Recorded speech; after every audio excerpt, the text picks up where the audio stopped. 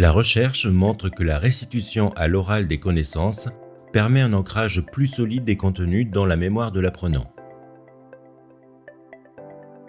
Pouvant s'enregistrer à la maison, le travail en autonomie peut inciter les élèves à s'auto-évaluer et être plus acteurs de leurs apprentissages.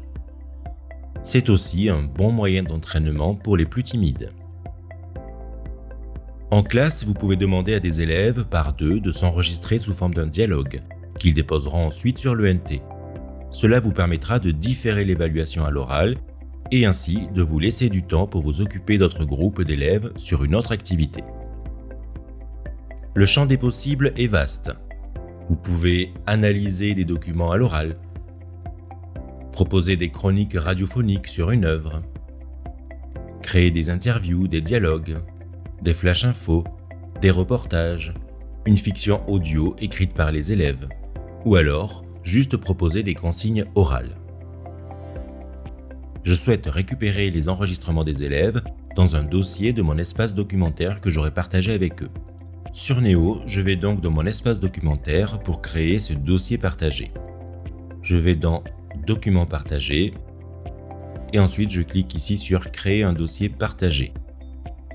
Je lui donne évidemment un titre.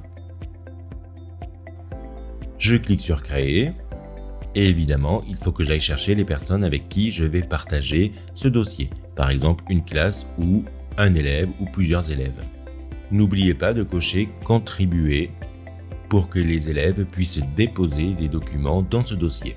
Et ensuite, vous cliquez sur « Partager ». Du point de vue de l'élève, il sait qu'il a un document à enregistrer, donc il va sur son application qu'il trouve ici dans les widgets « Dictaphone ». Si cette application n'apparaît pas dans ces différents widgets, il suffit d'aller ici en haut à droite dans le menu « Outils » et de cocher « Dictaphone ». Si dictaphone n'est pas orange, ça veut dire que l'application, le widget, n'est pas actif. Donc on clique bien sur dictaphone pour le faire apparaître. Pour commencer l'enregistrement, il suffit de cliquer sur l'icône du micro. L'enregistrement commence. L'élève peut à tout moment suspendre l'enregistrement, puis reprendre l'enregistrement. Il peut également refaire son enregistrement, vérifier que son enregistrement est correct. Avant de sauvegarder, il faut évidemment ne pas oublier de changer le titre. Et ensuite, l'élève sauvegarde. La sauvegarde se retrouve dans l'espace documentaire.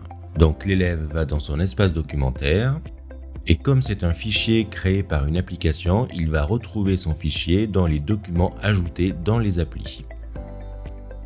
L'enregistrement est ici.